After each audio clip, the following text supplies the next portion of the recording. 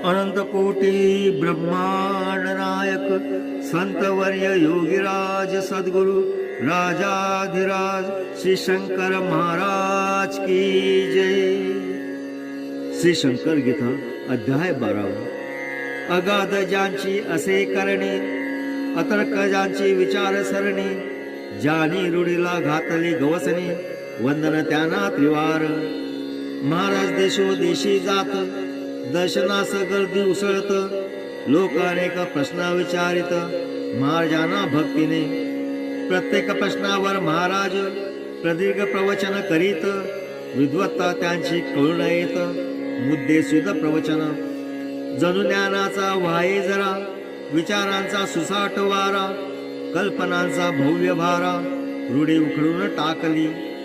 ऐशी महाराजांची प्रवचने, प्रमुदित होत श्रोतू मने, प्रवचनांची विविध स्थाने, सारांश रूपे ऐकूया।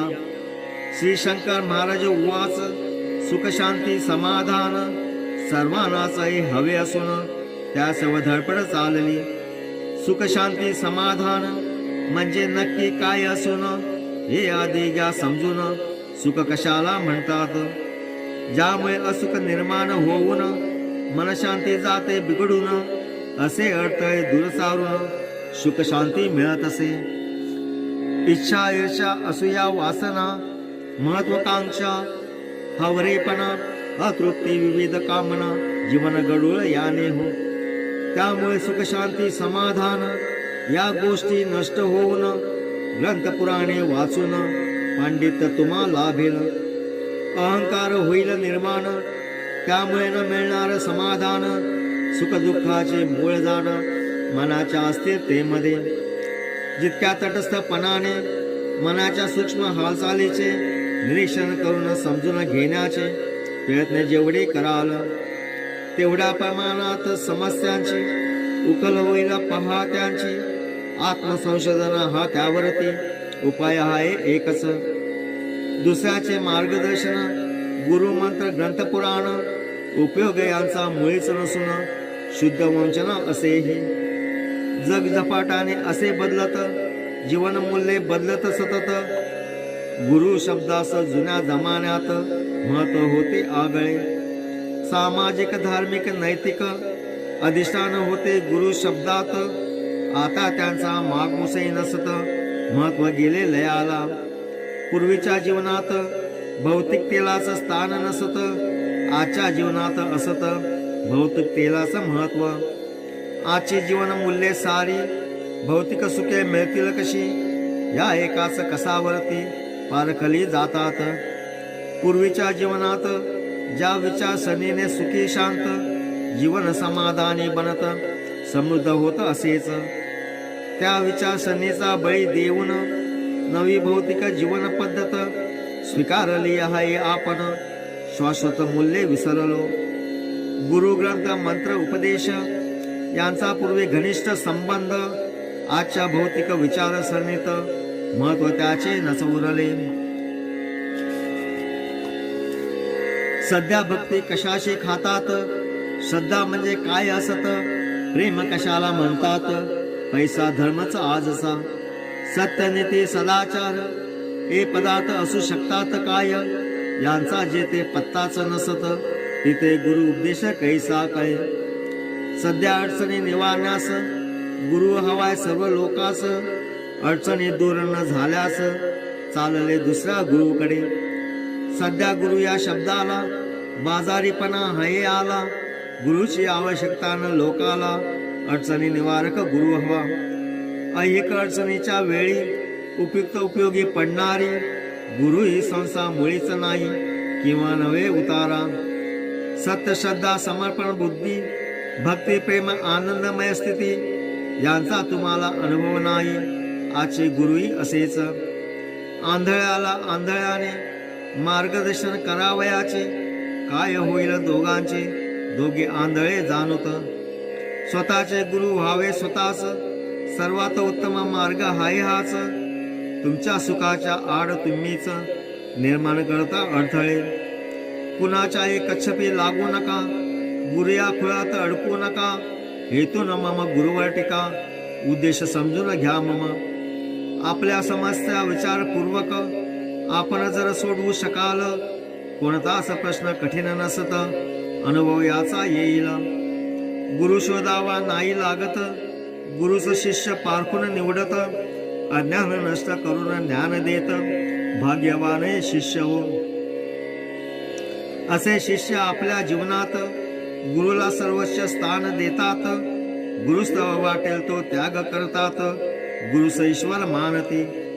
गुरुवर विश्वास उत्तुंग ढळ, गुरुच्या ज्ञानाबाबत कर्तुम शक्तीबद्दल संदेह नसतो मुळीच. गुरुलाही शिष्याचे कल्याण कशात हे पुरेपूर असते माहीत. निरपक्षपणे साधून शिष्यहित उद्धार त्याचा करीत असे. अपेक्षित साध्य असे अंतस्थिती अनुभव शब्दाने व्यक्त न होती. अनुभव शाब्दिक मुळीच नसती, ग्रंथप्रयोग काय मग. श्रद्धा म्हणजे ठाम विश्वास, जित कसलीच उपेक्षा नसत, तीत कधीच बदल न होत. अविचल स्थिती अशी मनाची, अशी अविचलित भक्ती तुमची. हा एका कोणा देवावरती, म्हणता देव सर्व शक्तिमान सर्वव्यापी. मूर्तीपूजा मग का करता, कारण सतचिद्घन परमेश्वरावर पूर्ण श्रद्धा असेल तर. चैतन्य स्वरूप ईश्वराशिवाय तर मूर्तीपूजा व्यर्थच. ईश्वर ज्याला त्याला त्याच्या रागलोभाचा, ईश्वराचा संतोष देना घेण्याचा प्रश्न नाही उद्भवत. तुम्ही देवास्तव जे जे बोलता आणि प्रत्यक्षात जे जे आचरता, त्यामागे कुठलीच वैचारिक भूमिका नाही, केवळ विसंगती. म्हणून माझे सांगणे तुम्हाला, यात अडकून घेऊ नका स्वतःला. मनाचा मागोवा घेण्याचा योग्य प्रयत्न कराच. विष घेतले तर मरून झालं, उडी टाकू नका जळत्या चितेत. कोणी सांगितले तुम्हास, सांगा गुरु कोण हा. कितीतरी गोष्टी जीवनात गुरुशिवाय आपण असतो करत. विचारपूर्वक आचरणाचे फलित निश्चितपणे असे हे. ज्या क्षणी याल आत्मबोधावर, त्या क्षणी घडेल आत्मसाक्षात्कार. आत्मजागृतीने अनुभव यात तर क्षणालाही स्थान नसे. साधन मार्गात अपेक्षाने पूर्ती अध्यायात अपरिहार्य असती. त्यांचा शेवट निराशा विफलतेत होण्याच ठरती सुसंगत. शिकलेला मनुष्य हा जास्तच असमाधानी असावयाचा. नारळाचे पाणी जितके गोडच, तितकी खोबऱ्याची चव कमी. जेवढी विद्वत्ता असे जास्त, तेवढी निष्ठा कमी असत. विद्वान लोकांच्या पहा सतत, कल्पना जास्त स्फुरतात. फार चिकित्सा करण्यात नुकसानच होत असत. म्हणून चिकित्सा मर्यादेत अल्प अगदी असावी. कल्पनेचे खरे खोटेपण अनुभवानेच कळते. म्हणून अनुभवानंतर तक्षण कल्पना थांबली पाहिजे. आपल्या अंतरंगात डोकावणे, निरीक्षण व श्रद्धेत मानवाचे जीवन तात्काळ बदलून टाकण्याचे असीम आहे सामर्थ्य. तुमच्या प्रत्येक कृतीत अपेक्षा स्वार्थ दडलेला असत. पत्नीकडून अपेक्षा असतात, निरपेक्ष निस्वार्थ कोणी नसे. अपेक्षा स्वार्थ पुरा करण्याकरता तुम्ही मित्रांना मदत करता, समाज कार्य दान धर्म करता, कीर्ती प्रतिष्ठा मिळावी. तुमच्या देणगीचे होता कौतुक. दान धर्माचा जेव्हा उदो उदो होत, तेव्हाच तुम्हास बरे वाटत, अन्यथा तुम्ही खवळता. हा अहंकारचा आपल्या जीवनात जे जे भव्य अनवदात त्यांच्या आड असे येत, हे आत्मसंशोधन करता कळेल. आशा इच्छा हव्यास वित्त कधी न शेवट याना जीवनात. सर्वच बिंदू अस्तित्वात या गोष्टीचा नसेस. बोटीतून प्रवास करावयाचाच तर बोट डोलणार हलणाराच. मळमळ ओकाऱ्या बोट लागणाराच सहन केलेची पाहिजे. विवाह झाल्यावर सर्वांना मूल व्हावे इच्छिताना डोळ्याचा त्रास प्रसूती वेदना कशा टाळता येतील. त्याप्रमाणे ऐहिक जीवनात कटकटी चुकविता येणार नाहीत. जोपर्यंत हे शरीर असत तोपर्यंत त्यांच्या व्याधी. कोणी मला विचारतात, तुम्ही आम्हाला काय दिले असत, न मागताच मी असे देत, मागण्याची जरुरी का? जी घटना घडलेली घडत, तीच मी दिलेली असत, तुम्ही मागितले मी दिले नसत, ऐसे काय सांगा ते? कशाची गरज न ज्याला, इच्छित नाही पदार्थ कसला, कधी न पैशाच्या मागे तो लागला, संग्रहाचा न हव्यास. ते कुणाची न करते स्तुती, कुणाची मेहरबानगी न संपादिती, अप्रसिद्ध अज्ञात असे असती, निर्भय ब्रह्मानंदात. व्यक्तिशा मला कशाची गरज नसत, मला हवे असे काहीच नसत, दुःखी असमाधानी मुळीच नसत, मनशांती कधी घडत नसे. मज जवळ काही न गमावण्यासारखे, काहीच नसे मिळवण्यासारखे, ईश्वराने जे जे असे निर्मिले, त्यात माझ्यात फरक ना. जे समजल्याने जगात समजण्यासारखे काही न उरत, अशा मनाच्या स्थितीत म्हणतात सत्य आत्मदर्शन. जे नाही ते मिळवावयाचे, अशा स्वरूपाचे साध्य नाही ते, ज्यांचे स्वरूपच अनिश्चित जिते, नेती नेती वेद म्हणतात. रूढीचे ओझे बुद्धीवर नसेल, तेव्हाच बुद्धीस स्वातंत्र्य मिळेल, आत्मसंशोधनाचे सामर्थ्य वाढेल, महान अनुभव येतात. हे जे अनुभव येतात, हा जो साक्षात्कार असे घडत, हे जे आत्मदर्शन होत, देव यालाच म्हणतात. ऐकावे जीवाचा करुण कान, लक्षपूर्वक करावे निरीक्षण, त्यामुळे प्रगल्भ प्राचोदायी मान हुकमी अनुभव येतात. अष्टेंद्रिय शरीरात हालचाल करीत, अशा निर्विकल्प स्थितीत माणसाला आत्मदर्शन घडत, आत्मानुभव याला म्हणतात. ब्रह्मचैतन्य रूप अविनाशी असत, त्याला जन्म मृत्यू मुळीच नसत, ज्याला जन्म मृत्यू आदी असत, माया रूप सर्व ते. ज्ञान अनुभवांच्या समन्वयाने मायापासून सुटका होते, ब्रह्म सत्य जगन्मिता असे वचन प्रसिद्ध असेच.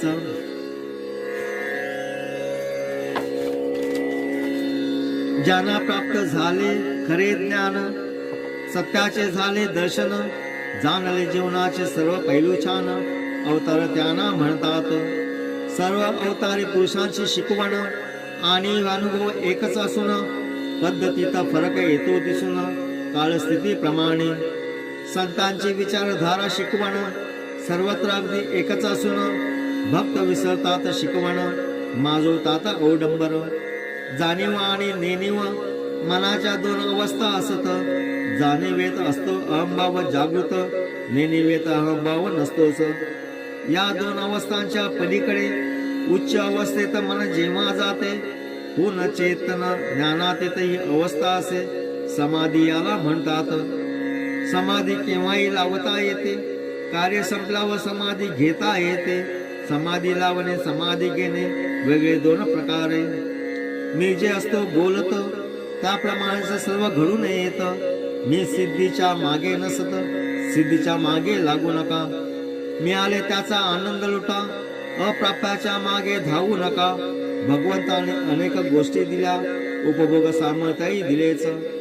ते सोडून वेगळ्यांकडे धावणे, सिद्धीच्या मागे न लागणे, हीच सिद्धी प्राप्त होणे अत्यंत महत्वाचे असे. मानवी शरीर ही महासिद्धी, त्यात आपणास दिली बुद्धी. जड फायदे देते सिद्धी, आपणा जडा पलीकडे जायचे. सिद्धीपेक्षा श्रेष्ठ भक्ती, सर्व संतांची हीच युक्ती. सिद्धीने मिळत नसे मुक्ती, मुक्तीचा मार्ग भक्तीचा. सोपे असे नुसते वाचणे, महत्वाचे भवसागरातून वाचणे.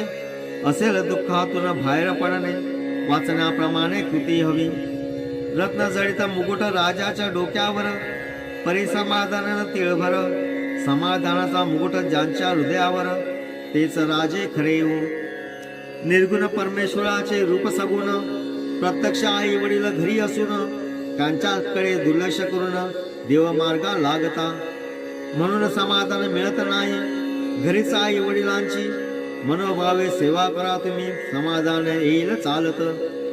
आत्मसाक्षात्कारा करता शास्त्र गुरुपासून आत्मा अनात्मा यांचे स्वरूप समजावून घेण्याला ज्ञान ऐसे म्हणतात. अष्टांगाच्या अभ्यासाने चित्ताचा निरोध करणे, प्रयत्नपूर्वक हे आचरणे, योगी याला म्हणतात. अज्ञानाने देह आत्मा या दोघांच्या अनन्याध्यासात ये उदयाला. हात घालून वेगळे करतो दोघांना, विवेक त्याला म्हणतात.